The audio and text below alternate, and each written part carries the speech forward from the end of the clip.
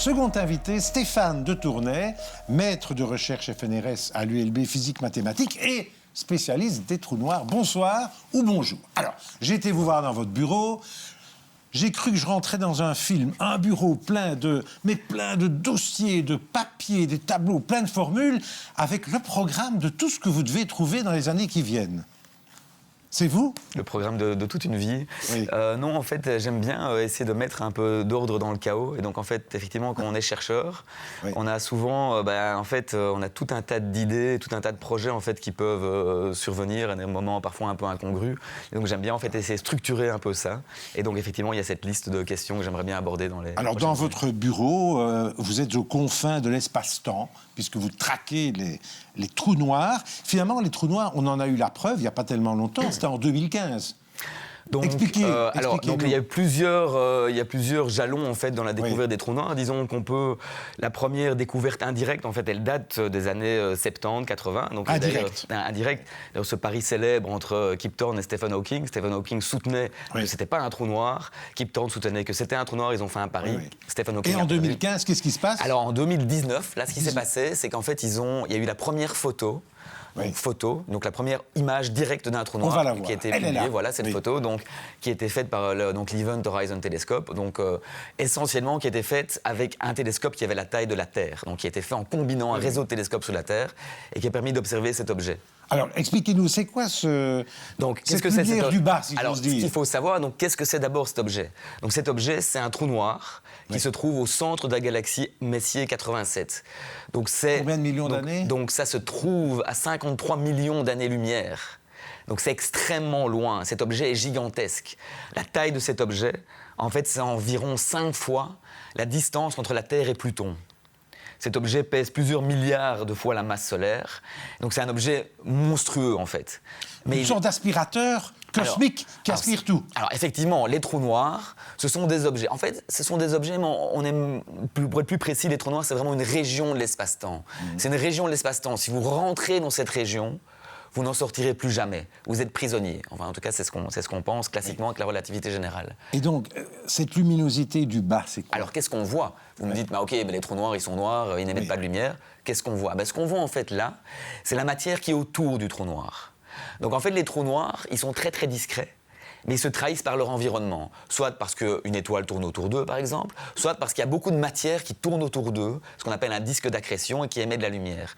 Donc ce qu'on voit là, en fait, c'est la lumière qui est autour du trou noir, qui est en train de spiraler vers le trou noir, qui est aspirée par lui avant de rentrer. Donc quand la matière est entrée, c'est en fait le rond noir qu'on voit, là on voit plus rien, il n'y a pas de lumière. Mais avant que la matière n'entre dans le trou noir, ça émet de la lumière et c'est ces lumières qu'on voit là. Mais pourtant, Hawking a dit, les trous noirs ne sont peut-être pas aussi noirs qu'on pense. Qu'est-ce qu'il voulait dire par là ? Alors effectivement, donc en relativité générale, donc si on prend la théorie d'Einstein pure, les trous noirs sont complètement noirs, rien n'en sort, parce qu'en fait il faudrait aller plus vite que la vitesse de la lumière pour en sortir, ce qui est impossible.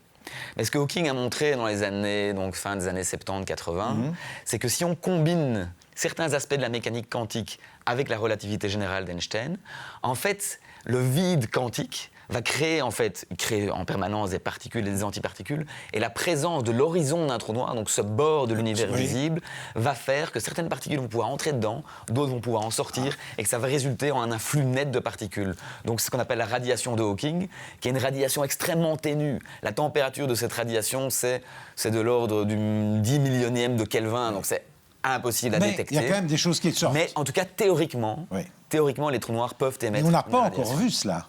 Alors, pour un trou noir de la masse du Soleil, c'est indétectable en fait, parce que cette température est tellement faible qu'elle est en fait baignée dans le fond diffus cosmologique qui est à environ 2,7 Kelvin.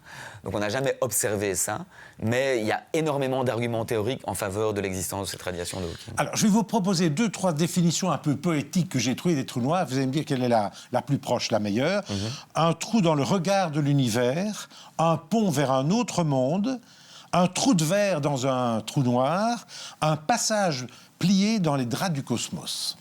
Qu'est-ce qui vous semble la plus proche ? Donc la première est pas mal. Donc, si vous... Un trou dans le regard de l'univers. Un trou dans le regard de l'univers. Donc en fait, les trous noirs, ils ont vraiment une gravité extrêmement forte. Donc c'est-à-dire que quand la gravité est très très forte, l'espace-temps autour de cet objet va être très très courbé. Et ça veut dire que la lumière qui va être envoyée, même relativement loin du trou noir, en fait, ce qui va pouvoir se passer, c'est que la lumière va être collimatée par le champ de gravitation du trou noir. Donc en fait, quand vous voyez un trou noir, vous ne voyez pas que directement la lumière qui est autour du trou noir. Ce que vous voyez aussi, c'est la lumière qui vient de très très loin derrière et qui est en fait focalisée par le trou noir et qui arrive à votre télescope. Le trou de verre dans le trou noir, ça, ce serait merveilleux. Trou de verre qui permettrait en quelques secondes, peut-être même moins, d'aller dans un autre univers. Alors tout à fait. Donc, alors si on étudie les équations d'Einstein, donc vraiment purement théoriquement, il y a des solutions qui, en fait, représentent un trou noir, mais c'est un peu comme un trou noir qui est doublé. Donc vous avez la région à l'extérieur du trou noir, puis vous avez le trou noir, et puis vous avez de l'autre côté une autre région qui est comme un autre univers. Et en fait, ce qu'on voit, c'est que ces deux régions, elles sont connectées par une zone qu'on peut appeler, on peut d'une certaine manière appeler ça un trou de verre, et qui en fait permettrait de connecter une région de l'univers, soit à un autre univers, soit à une autre région du même univers. Mais c'est tout petit. On pourrait y passer ou pas pour le moment? Alors non. Ça, c'est une bonne question. Donc ce qu'il faut savoir, c'est que pour fabriquer une certaine géométrie, imaginez que vous voulez fabriquer un trou de verre, je ne sais pas du tout comment on fait, mais il y a des géométries qui représentent en fait des espèces de raccourcis entre une région et une autre région. Pour fabriquer ça, il faut me donner un certain contenu en matière qui va pouvoir me générer cette géométrie. Ça, c'est la manière dont la relativité générale fonctionne. Vous me donnez de la matière va courber l'espace-temps, et si vous choisissez bien la matière, ça peut vous donner un trou de verre. Mais ce qui se passe, c'est que la matière pour fabriquer un trou de verre, elle est extrêmement exotique. C'est un type de matière qu'on ne sait pas vraiment fabriquer. Pour le moment. Pour le moment. En plus, ces trous de verre, les solutions qu'on connaît, ils sont instables. Donc même si on les crée, en fait, ce serait vachement difficile de les stabiliser pour nous permettre de passer le temps. Dites-moi, on sent que vous aimez vulgariser les choses. Vous faites d'ailleurs Science et Cocktail, c'est-à-dire des séances pour vulgariser toutes ces choses complexes, compliquées, au grand public. Oui, tout à fait. Donc ça, c'est des événements qu'on organise, donc qui existent déjà depuis en fait 2009 dans une autre ville, donc à Copenhague, et qu'on organise à Bruxelles depuis 2017 maintenant. Donc ça fait un petit temps. Et c'est des événements effectivement un peu bimodaux, donc qui se passent dans un théâtre, une salle de concert, donc l'Atelier 210, qui est vraiment un lieu culturel assez connu à Bruxelles. On fait venir des scientifiques. On fait venir des groupes de musique. Tous les gens sont habillés blancs de scientifiques fous, parce que voilà, ça rassure un peu les gens. Les cocktails fument de partout, parce que voilà, ça fait un peu... donc on met de la carte de glace dedans, il ne faut pas le boire trop vite, parce que c'est pas très bon. Et donc, en fait, c'est des soirées où les gens ont l'occasion en fait, d'entendre parler des pontes, vraiment des sommités de certains domaines, de leur domaine. Vulgarisé. Donc pendant 45 minutes, ils expliquent des choses, et après ça, il y a un concert, on a l'occasion d'aller parler aux gens. Alors, revenons maintenant à une question sérieuse. La question peut-être, car si vous trouvez la réponse, vous aurez certainement le prix Nobel. Comment marier la relativité générale d'Einstein avec la mécanique quantique? J'imagine qu'il y a au moins 10 000 ou 20 000 chercheurs dans le monde qui se penchent là-dessus. C'est la question aussi pour vous? Effectivement, donc c'est vrai, donc il y a une communauté donc finalement relativement restreinte, on parle effectivement de quelques milliers de chercheurs qui travaillent là-dessus, mais c'est vraiment une des questions, si on devait lister en fait les grandes questions ouvertes, en tout cas en physique aujourd'hui, ça c'est une des questions. Donc cette question, c'est vraiment de réconcilier les deux piliers de la physique théorique moderne. Donc, comme vous le savez, on a d'une part la mécanique quantique, qui décrit en fait les trois interactions microscopiques, si vous voulez, les interactions nucléaires, l'interaction électromagnétique. Et d'autre part, on a l'interaction gravitationnelle, qui est en fait très très différente en nature des trois premières, et qui est vraiment une interaction pour l'instant macroscopique. C'est quelque chose qui est valable à grande échelle. La relativité générale décrit les planètes, le mouvement du système solaire. Or, l'infiniment petit et l'infiniment grand, finalement, se superposent, s'embrassent et s'embrasent, si j'ose dire. Exactement. Dans très très peu de situations. En général, vous avez besoin soit de la mécanique quantique, si vous voulez décrire des transistors, des comportements subatomiques, etc., soit vous avez besoin de la relativité générale, si vous voulez décrire le mouvement de la galaxie ou de l'univers. Et les deux fonctionnent séparément. Et les deux fonctionnent très très bien séparément. Et en général, vous n'avez jamais besoin de combiner les deux. Il n'y a que dans certaines situations très très particulières, le Big Bang. Pourquoi ? Parce que dans le Big Bang, vous avez une gravité très très grande, une masse très très grande concentrée au début de l'univers. Et la deuxième situation, en fait, c'est les trous noirs. Pourquoi ? Parce que les trous noirs, en fait, donc c'est une région de l'espace-temps, et on pense qu'au centre de cette région qui décrit le trou noir, c'est un peu misleading de dire centre, mais on pense donc qu'il y a une singularité qui est très très petite, donc des distances très très petites, donc la mécanique quantique devrait être utilisée, mais où la gravité est très très grande, parce que toute la masse du trou noir y est concentrée. Donc pour décrire cette singularité, on n'a aucune théorie actuellement qui permet de faire ça. Et pour faire ça, on aurait besoin en fait d'une théorie qui combine à la fois la mécanique quantique et la relativité générale. Vous cherchez tous les jours, vous réfléchissez tous les jours à cette question-là? C'est toujours dans votre tête? C'est toujours dans ma tête. Donc c'est toujours dans ma tête. Alors évidemment, on ne se réveille pas le matin en se disant « Bon, aujourd'hui, je vais combiner la relativité générale et la mécanique quantique ». Évidemment, on a un énorme problème, la grande question overarching, donc vraiment... Et alors, on doit casser ce problème en plusieurs sous-problèmes, en petits. Parce qu'à la fin, un physicien, tout ce qu'il fait au bout du compte, c'est il fait des additions et des soustractions. Je veux dire, au final, on casse tous les problèmes à des problèmes plus simples. Donc, on doit élaborer, par exemple, des modèles jouets, pour se dire, voilà, mais comment, donc quel modèle décrit suffisamment bien la réalité, mais où je peux faire des progrès, où je peux faire des calculs.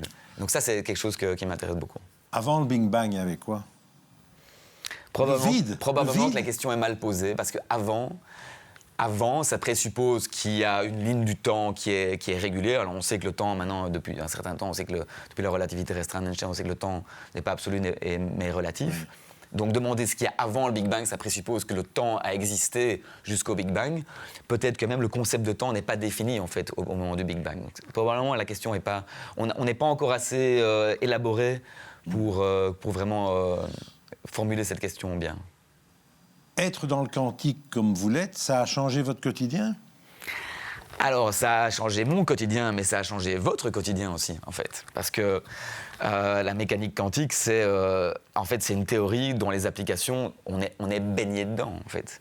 Si vous voulez, les transistors qu'il y a dans votre smartphone, ordinateur, téléviseur, en fait, ils fonctionnent grâce à la compréhension du comportement quantique des électrons, ce qu'on appelle l'électronique. Oui. Il y a tout un tas de choses, les lasers, les IRM. Et ça va se développer de plus en plus. Ça se développe de plus en plus, oui, tout à fait. Dernière question. Si vous pouviez remonter le temps et prendre un café avec Einstein, quelle est la question que vous lui poseriez aujourd'hui? Alors probablement que je lui demanderais s'il peut m'expliquer comment j'ai traversé l'espace-temps pour aller le rencontrer et comment j'ai fait, et lui poser cette question. Comment j'ai fait ça? Parce qu'en fait, j'ai aucune idée. Donc traverser le temps, on n'a aucune idée de comment on peut faire ça. Et c'est une question que lui n'avait probablement pas vraiment envisagée. Mais c'est une question qui touche à tout un tas d'éléments, comme on a parlé, les trous de verre, et qui ont tout un tas d'applications dans plein de questions ouvertes, comme le paradoxe d'information des trous noirs.